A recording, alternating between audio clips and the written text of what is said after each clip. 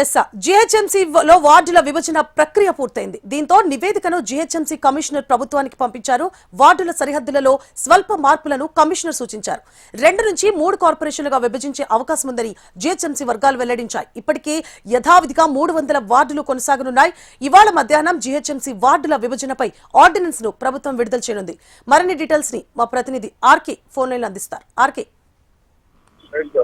ఏదైతే GHMC delimitation సంబంధించిన వ్యవహారం ఈ రోజుతో పూర్తి కొలికైతే రాబోతోంది. ఇప్పటికే 80కి పైగా హైకోర్టులో దీనిపైన కేసులు అయితే పిటిషన్లు నమోదు చేశారు. దీనికి సంబంధించి కూడా పిటిషన్లు దాఖలు చేసిన వాటిని నిన్న హైకోర్టు మొత్తం అన్నింటినీ కూడా కొట్టివేయడం జరిగింది. దీంతో వార్డుల విభజనకు సంబంధించి ప్రభుత్వానికి క్లియరెన్స్ దొరికింది. మరోవైపు ఇప్పటి వరకు కూడా 10వ తేదీ నుంచి 16వ తేదీ వరకు కూడా దాదాపుగా 7,000కు పైగా అప్లికేషన్లు అయితే ఫిర్యాదులు ఏవైతే ఉన్నాయో అవన్నీ కూడా రావడం జరిగింది. ఆ ఫిర్యాదులకు సంబంధించి 1000 ఫిర్యాదులను మాత్రమే పరిగణలోకి తీసుకున్నారు. ప్రత్యేక కమిటీ ఏదైతే ఏర్పాటు చేయడం లేదు, వాళ్ళు 1000 ఫిర్యాదులను పరిగణలోకి తీసుకున్నారు. అనంతరం వాటిని పూర్తి స్థాయిలో పరిశీలించిన తర్వాత 40 వార్డులకు సంబంధించిన పేర్ల మార్పు, అంటే గతంలో ఉన్న పేర్లను యాక్సిడ్ గా పెట్టబోతున్నారు.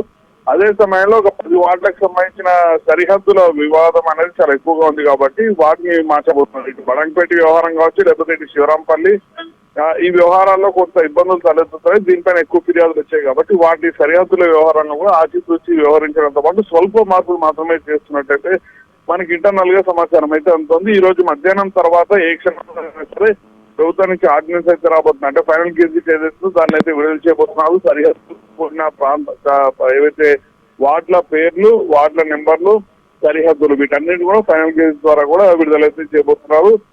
దాదాపుగా మనకు అందుతున్న సమాచారం మేరకు మొదట్లో ఒకటే కార్పొరేషన్ గా కొనసాగించాలని భావించినప్పటికీ కూడా ఒక కార్పొరేషన్ నడిపించాలంటే అంత సులువైన వ్యవహారం కాదు కాబట్టి ప్రస్తుతానికి 2 నుంచి 3 కార్పొరేషన్ విభజించాలి అనేది ప్రభుత్వం అయితే నిర్ణయం తీసుకున్నట్టయితే సమాచారం అంతా. దానికి తగ్గట్టుగానే సర్కిల్ వార్డులను కూడా పూర్తి స్థాయిలో సిద్ధమైతే చేసుకున్నట్టయితే సమాచారం అయితే వస్తుంది. ఏదేమైనా కూడా మధ్యాహ్నం తర్వాత ప్రభుత్వం నుంచి దీనిపైన ఒక ఆర్డినెన్స్ అయితే రాబోతుంది.